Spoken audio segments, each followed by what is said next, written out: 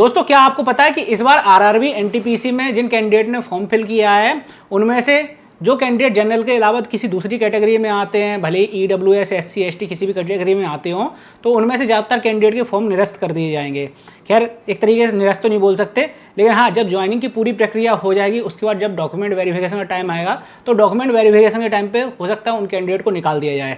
तो आज की इस वीडियो में दोस्तों मैं आपको यही बताऊंगा कि क्या कारण हो सकते हैं कि उन कैंडिडेट को भर्ती की प्रक्रिया से बाहर कर दिया जाएगा। हो सकता है आपके फॉर्म में भी वो मिस्टेक हो, तो आप अभी करेक्शन का टाइम है तो उसको करेक्शन कर लें। तो वीडियो शुरू से लेकर आखिरी तक पूरा देखिएगा। और दोस्तों चैनल पर अगर पहली बार है तो फटाफट करिए चैनल को सब्सक्राइब, ताकि फ्यूचर में भी आपको ऐसी जॉब्स और वैकेंसी से रिलेटेड जानकारी अपडेट्स वगैरह मिलती रहे। सबसे पहले तो एक चीज़ की जानकारी तो आपको होगी कि ये जो भर्ती है यानी कि आरआरबी के थ्रू जो भर्ती आई है और जो भी भर्ती आगे फ्यूचर में भी आएगी वो सेंट्रल गवर्नमेंट की होती है। तो आपको एक चीज़ का अंदाजा होना चाहिए कि भैया इसमें जो भी जाति प्रमाण पत्र वगैरह आप अपलोड करेंगे वो सेंट्रल गवर्नमेंट के ही होने चाहिए। अब आप ये सोच रहे होंगे भैया आपके पास जो जाति प्रमाण पत्र है उसका पता कैसे चलेगा कि वो सेंट्रल गवर्नमेंट का है या फिर स्टेट गवर्नमेंट का, क्योंकि कई बार कई कैंडिडेट स्टेट गवर्नमेंट का ही बनवा के रखते हैं, ज़्यादातर वही जल्दी बन जाता है और उसको ही फिर अपलोड करते रहते हैं हर जगह पर। सेंट्रल गवर्नमेंट की जो वैकेंसी होती है उसमें भी वही अपलोड कर देते हैं, लेकिन जैसे उनका एग्जाम क्लियर हो जाता है या फिर ज्वाइनिंग की प्रक्रिया आगे बढ़ती है और डॉक्यूमेंट वेरिफिकेशन होता है तो वहाँ पर ज़्यादातर जितनी भी सेंट्रल गवर्नमेंट वाली भर्ती होती है उनमें से उन कैंडिडेट को छांट दिया जाता है या फिर अलग कर दिया जाता है जिन्होंने स्टेट गवर्नमेंट का जाति प्रमाण पत्र वगैरह अपलोड किया था। तो सबसे पहले तो मैं आपको ये बता देता हूँ कि आपके पास जो जाति प्रमाण पत्र है वो किस फॉर्मेट का है, यानी कि सेंट्रल गवर्नमेंट का है या फिर स्टेट गवर्नमेंट का।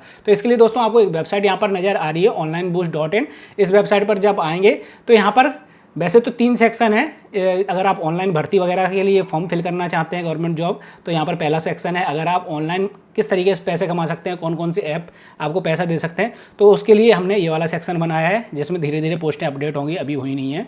यहाँ पर अगर आप ट्रैवलिंग करते हैं तो कौन सी डिस्ट्रिक्ट में क्या क्या जगह घूमने लायक हैं, साथ में उनके मैप वगैरह पूरी जानकारी आपको इस वाले सेक्शन में मिल जाएगी। वो भी धीरे धीरे पोस्टें अपडेट हो रही हैं। आप चाहें तो कमेंट सेक्शन में बता सकते हैं आप किस डिस्ट्रिक्ट के हैं। तो हम आ जाते हैं पहले वाले सेक्शन में। यहाँ पर आपको ऑनलाइन और ऑफलाइन फॉर्म की जानकारी मिल जाती है। साथ में हम लोगों ने यहाँ पर एक सिस्टम कर रखा है कि भैया 10th 12th और ग्रेजुएशन की वैकेंसी की जानकारी मिलेगी इस वेबसाइट पे। उसके अलावा कोई भर्ती आती है उसकी जानकारी हम लोग बंद करने वाले हैं। अभी तक हमने डाली थी लेकिन अब हम बंद करने वाले हैं। सिर्फ 10th 12th और ग्रेजुएशन की भर्ती की जानकारी आपको मिलेगी। तो यहाँ पर हम लोगों को आरआरबी के फॉर्म से रिलेटेड जानकारी चाहिए, तो हो सकता है कई सारे और भी नए फॉर्म आ चुके हो। आप डायरेक्ट यहाँ पर सर्च कर सकते हैं आरआरबी और एंटर दबा दीजिए या फिर सर्च कर लीजिए। यहाँ पर RRB NTPC under graduate, RRB NTPC graduate, जो भी पोस्ट के लिए आपने फॉर्म को फिल किया उसको आप ओपन कर लीजिएगा। आगे बढ़ने से पहले दोस्तों यहाँ पर इस वेबसाइट पे कुछ खास चीज़ें वो भी मैं आपको बता देता हूँ ताकि आप इस वेबसाइट को रेगुलर विजिट करते रहें। यहाँ पर सबसे पहले तो हम लोगों ने करेक्शन का एक अलग से ही ऑप्शन डाल रखा है कि कोई भी फॉर्म आते हैं जिसकी आप जानकारी ढूंढ रहे हैं तो करेक्शन के लिए हमने अलग से एक ऑप्शन दे रखा है कि उसमें करेक्शन की प्रोसेस क्या है, साथ में करेक्शन की डेट वगैरह क्या रहने वाली है।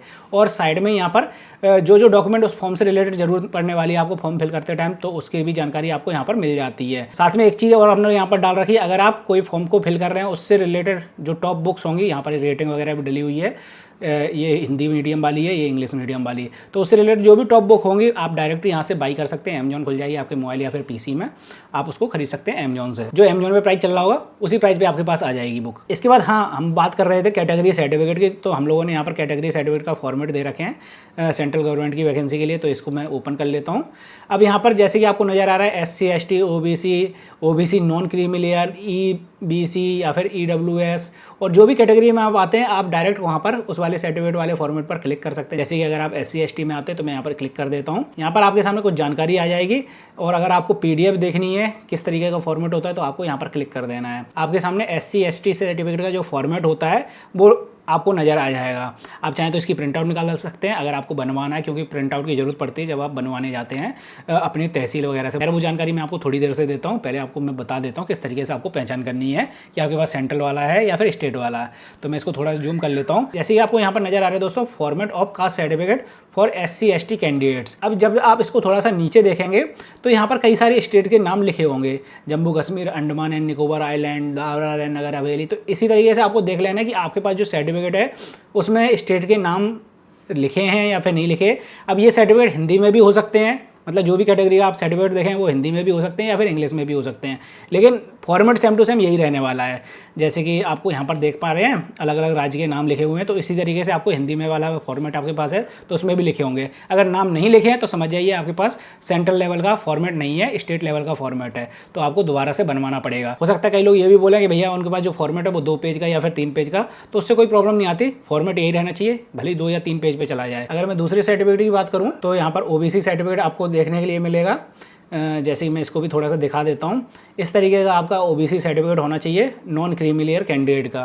जो लोग क्रीमी लेयर में आते हैं तो उनका फॉर्मेट अलग रहता है, तो वो भी आपको वेबसाइट पे मिल जाएगा। और कई लोग बोलेंगे भैया ये वाला फॉर्मेट का नहीं है सर्टिफिकेट, तो यहाँ पर एक और फॉर्मेट डाला हुआ है नॉन क्रीमी लेयर का, यहाँ पर भी आप देख सकते हैं। कई बार ऐसा हो जाता है पहला वाला फॉर्मेट का आपके पास सर्टिफिकेट नहीं है, तो हो सकता है ये वाले फॉर्मेट का आपके पास सर्टिफिकेट हो।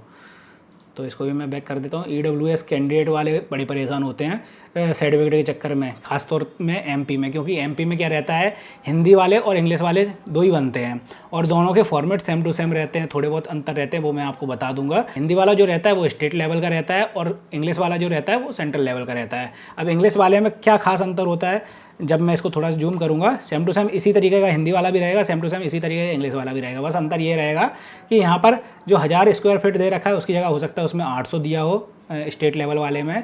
तो समझ जाइए कि अगर इनके अलावा कोई दूसरी वैल्यू यहाँ पर दे रखी है तो वो स्टेट लेवल का है, अगर सेम टू सेम यही वैल्यू दे रखी है चारों तो समझ जाइए वो सेंट्रल लेवल का है। तो आपको सेंट्रल लेवल वाला ही यहाँ पर सर्टिफिकेट अपलोड करना है।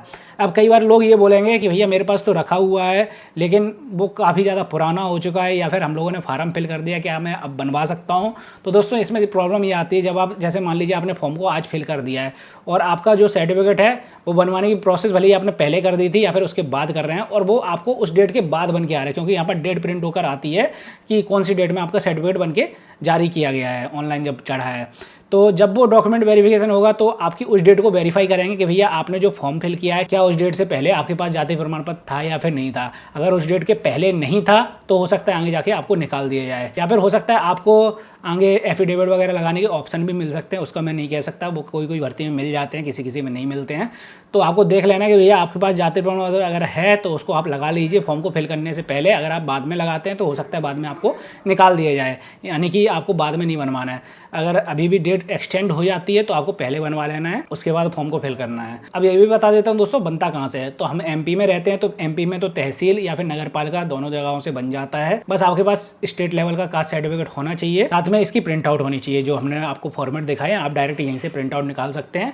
उसी के पीछे आपको फोटोकॉपी करवानी पड़ेगी आपके स्टेट लेवल के जो कास्ट सर्टिफिकेट होगा उसकी, और उसके बाद आपको अपनी तहसील या फिर नगर पालिका में जाना पड़ता है। वहाँ पर लोग बैठे रहते हैं बनाने के लिए, इसी प्रोसेस को करने के लिए, तो वो कुछ रुपए लेकर आपका जाति प्रमाण पत्र वगैरह बना देते हैं सेंट्रल लेवल का। और ज़्यादा टाइम नहीं लगता है सेंट्रल लेवल का सर्टिफिकेट बनने में। अगर आपकी अच्छी परिचित है तो हो सकता है 1 दिन में ही मिल जाए आपको, और परिचित नहीं है तो 2 से 3 दिन का मैक्सिमम टाइम लगता है, इससे ज़्यादा टाइम नहीं लगता, भले आप किसी भी राज्य में रहते हो। हाँ, स्टेट लेवल का कास्ट सर्टिफिकेट बनने में टाइम लगता है, कभी 30 दिन 45 दिन, वो अलग अलग डिस्ट्रिक्ट के हिसाब से अलग अलग प्रोसेस रहती है, वो आपको आपके तहसील वगैरह से ही पता चल पाएगी। तो दोस्तों यही जानकारी थी, इस वजह से कई सारे कैंडिडेट के हो सकता है आगे चल के फॉर्म रिजेक्ट हो जाए, मैंने सोचा आप लोगों को बता देना चाहिए।